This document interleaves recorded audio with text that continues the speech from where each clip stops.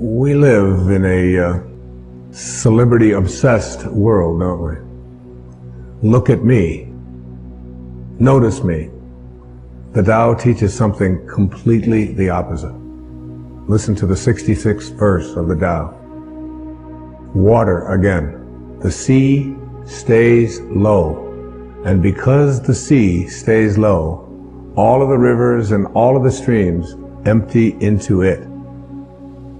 Because it stays humble, because it stays in that place of just allowing everything to come to you. He was trying to teach us the important lesson of letting what we know is coming come to us.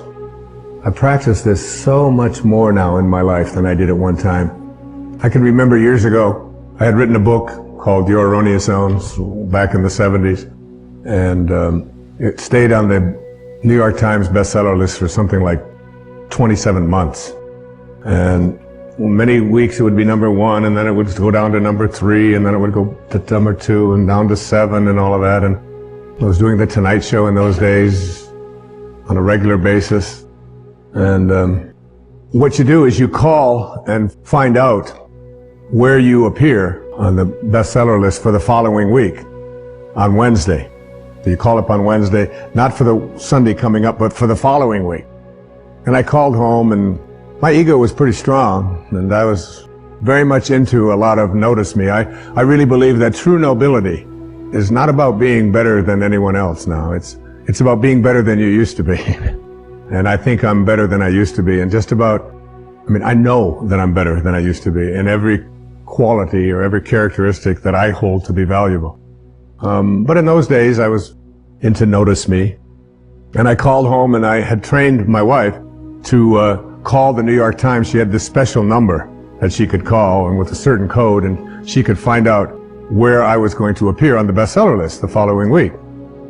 So I called her up and I said, where am I on the bestseller list next week? I was out in California doing something, and she said, you're not on the bestseller list. I said, what are you talking about? I was number 1 on the bestseller list last week. I said, even my voice changed when I said, what do you mean I'm not on the bestseller list? She said, you're not on the bestseller list. I'm sorry. She said, your book is on the bestseller list. Big distinction there, isn't it? Between believing that this is me and recognizing that you can let go a little bit of that. Listen to verse 66 of the Tao. Why is the sea king of 100 streams? Because it lies below them. Humility gives it its power. That's a very important principle to understand. And I live on the ocean, right next to it. It's my front yard.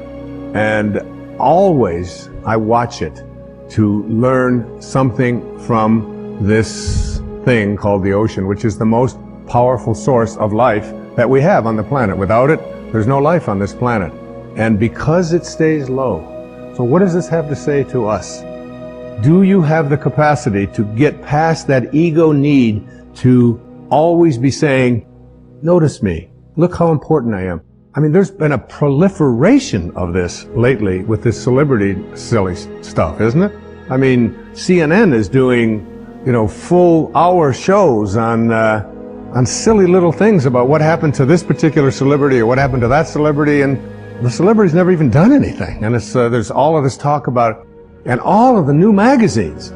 And you go through an airport and you look on the newsstand, and all the same photos, just with different magazines. I don't even know what the names of all of them are, but there's like this huge market now that we have for people to get into a state of notice me, notice me, notice me. And how much do we train our young people, particularly in our schools and so on, that the one who is the star is the one who gets the most attention.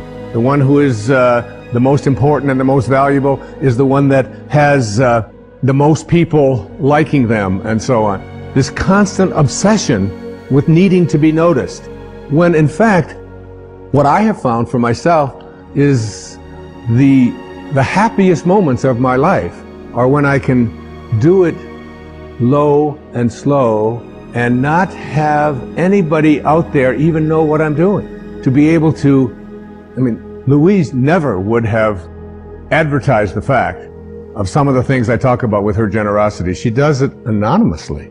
It's almost always done in those ways. No, look at me, look and notice me, how important I am, and so on. So much to learn from that kind of wisdom, from that kind of inner connection to the Tao, the ability and the willingness to say, to do it anonymously, to say that you can just get done almost anything that you want to get done if you don't become obsessed with taking credit for it. Remember the movie The Magnificent Obsession? A movie made back, I think, in the 50s. And it was really about what was the magnificent obsession. It was the ability to be able to give anonymously. What is Alcoholics Anonymous? It is everybody stays anonymous. Nobody has a title. There's not even anybody in charge. There's nobody, there's no leaders of this. There's no president. There's no vice president. There's no organization. It's just, here's a group of people who just want to help other people whose lives are out of control. So here's a meeting place, and you come, and one day somebody will chair it, and then somebody else another day will chair it. And one of the things I found when I attend one of these meetings is that I feel, you'll see so many people who are downtrodden, who feel as if their life has passed them by, who look like they don't have any teeth, they haven't shaved, they're dirty, they're God in disguise. Mother Teresa was asked the question about what she does when she was in Calcutta, and she said, every day, I see Jesus Christ in all of his distressing disguises. All of his distressing disguises. That you can see this source, you can see the Tao, you can see it when, particularly in those who are the most obscure, the most isolated from everyone else. And whenever I go to one of those meetings and I hear people get up and they tell their stories, I feel there's so much presence of the source, of God, of spirit, of Lao Tzu, of Tao, whatever you want to call it, in one of those meetings than I've ever felt in any church. I've never felt the presence of it more. And I encourage you, any of you watching this right now, go to one of those meetings. You don't have to be an alcoholic. You don't have to. I'm not an alcoholic. I don't call myself an alcoholic. I was never out of control. I drank, but I wasn't out of control. But I still go to those meetings. I have people in my own family that have struggled with addiction, and I go with them, and I sit there and I listen to those stories, and I get shivers down my back when I think about how beautiful it is to be in the presence of people. All they want to do is help each other. There's a movie called My Name is Bill W. James Woods played, and James Garner is in it.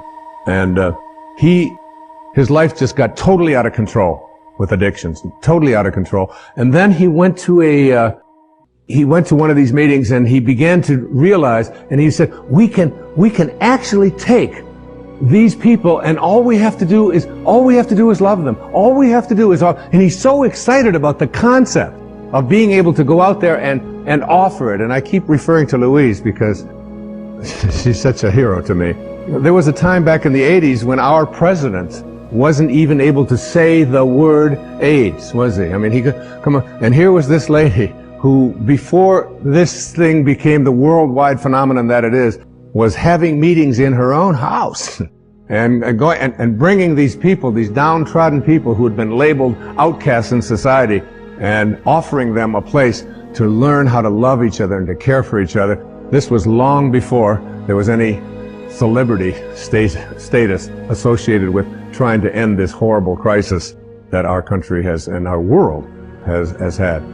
There was James Wood, so excited about the idea of we can create a place where we're anonymous. Nobody has to know anything about us. We don't have to say our names. We don't have to say anything. We just have to come there and we can help each other. And before that happened, everybody who got out of control with addictions, particularly with alcohol, would die.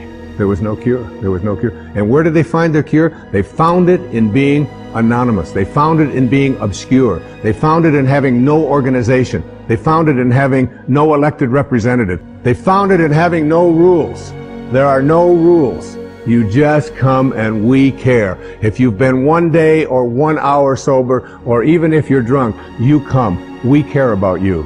And you are not that alcohol. Who you are is this divine soul. In the 36th verse of the Tao Te Ching, it says, The gentle outlast the strong. The obscure outlast the obvious. Try to become a little more obscure, a little less interfering, a little less notice me, a little less, one of the specific kinds of things that you can do is just as you're about, when somebody else is talking, just as you're about to interject what you've been thinking about for the whole time, waiting for them to stop talking, just stop, to bite your tongue and say, tell me more. Or, that's very interesting. I have never heard that point of view before. Even if they totally, completely disagree with everything that you stand for, to be willing to listen, to be able to stop. Practice it. I practiced it when I did these verses of the Tao. I practiced it every single day while I was working on that. Just staying obscure. And for me, that's not always so easy because of just being recognized wherever I go. And if I saw someone who was about to recognize me, I would just put my head down. I would just walk a little bit past them like something. Right now, I just want to be anonymous. Right now, I want to be obscure. The Tao says, storms always end. Verse 23, fierce winds don't blow all morning. A downpour of rain doesn't last all day. Who does this? Heaven and earth.